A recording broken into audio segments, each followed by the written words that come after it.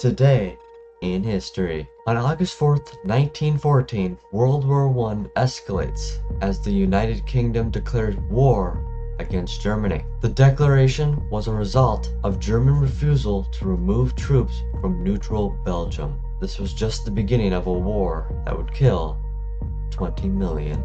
Also today in 2020, a large explosion of ammonium nitrate stored at the Port of Beirut in Lebanon killed 218 people and costed $15 billion in damage. And that was